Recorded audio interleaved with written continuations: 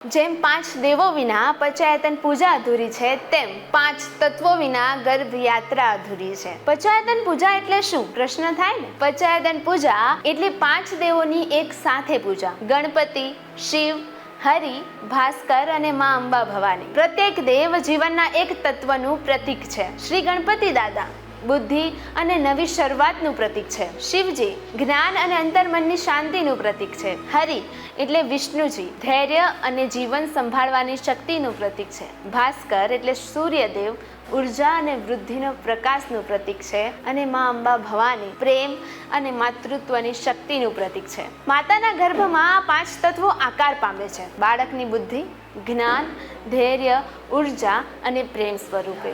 ગર્ભયાત્રા એટલે દિવ્ય પંચાયતન પૂજા, જ્યાં માતા પૂજારી બને છે અને બાળક જીવંત દેવતા. હરિઓમ.